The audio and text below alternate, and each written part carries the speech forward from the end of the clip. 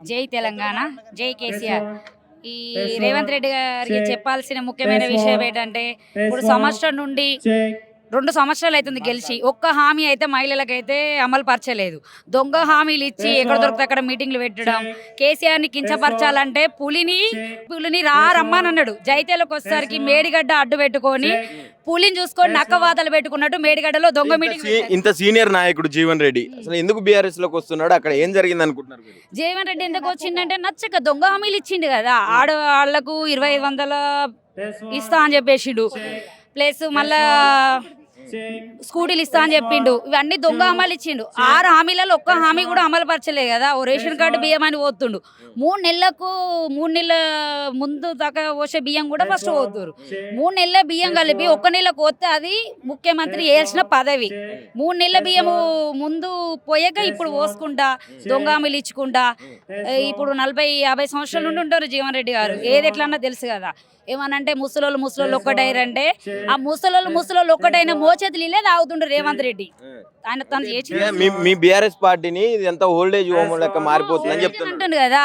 ఎక్కడున్నా పులే మా కేసీఆర్ జైత్యాలు వచ్చిండు కదా. ఇప్పుడు మేడిగడ్డకు పెట్టాల్సిన అవసరం ఏముంది ఆయనకు మీటింగు? హామీలు ఇచ్చి ఇక్కడ గల్లీకి పెట్టని ప్రతి మహిళ పోతుంది.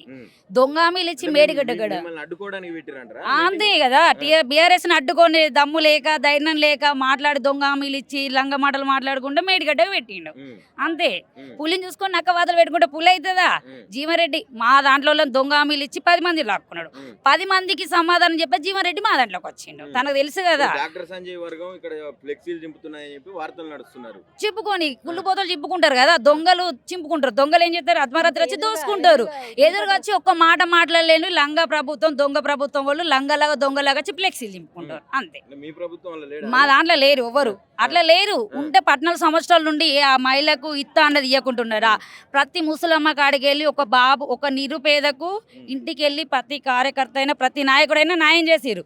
ఇప్పుడు ఇత్తా నామి మనం ఏమైనా బ్యాంక్ కాడికి వెళ్ళినా ఏదైనా కావాలంటే కూడా నువ్వు పలాని కార్యకర్త నువ్వు పలాని పార్టీ అడ్డం పెట్టుకొని ఆడుతురు. ప్రతి ఒక్క ఆడవాళ్ళతోటి మగవాళ్ళతోటి దమ్ముగా ధైర్యంగానే అయితే ఆడతలేరు. ఇది లంగ ప్రభుత్వం దొంగ ప్రభుత్వం అడ్డం పెట్టుకొని మేడిగడ్డ పెట్టాల్సిన అవసరం ఉంది. Doctor Sanjay okay. ఫస్ట్ నుండి ప్రభుత్వంలో ఇక్కడ జైత్యాల నుండి రావాలంటే డాక్టర్ సంజయ్ అన్ననే. ఇప్పుడు తర్వాత డాక్టర్ సంజయ్ అన్న తర్వాత ఇప్పుడు జీవన్ రెడ్డి వచ్చారు. ఇప్పుడు వీళ్ళిద్దరు ఏకమైతేనే కదా జైత్యాల్లో ఏదైనా న్యాయం జరగాలంటే ఏదైనా జరగాలన్నా రావాలన్నా జీవన్ రెడ్డి ఉన్నారు డాక్టర్ సంజయ్. ఒక్కటి చెప్పదలుచుకున్నది ఏంటంటే రేవంత్ రెడ్డి పోవాలి కేసీఆర్ రావాలి అనే నిదానం ఖచ్చితంగా అమలవుతుంది. అది ఖచ్చితంగా అది కరెక్ట్ అవుతుంది. 100% చెప్తున్నా. రేవంత్ రెడ్డి పోవాలి కేసీఆర్ రావాలి. రేవంత్ రెడ్డి చెప్పేది ఇచ్చే హామీలు ఇమ్మని చెప్పమని అడుగుతున్నాం ప్రతి ఒక్క మహిళని. దొంగ హామీలు ఇచ్చి దొంగతనంగా మేడిగడ్డ పోయి దాక్కోవడం కాదు. ఏదనుంటే రేవంత్ రెడ్డి అన్నాడు కదా కేసీఆర్ రా అని. జైత్యాలు వచ్చిండు. తను మేడిగడ్డకి ఎందుకు ఉన్నాడు? జైత్యాలు వచ్చి కొట్లాడాలి కదా. ఆయన పెద్ద పులే కదా. మరి ఎందుకు రాలేదు?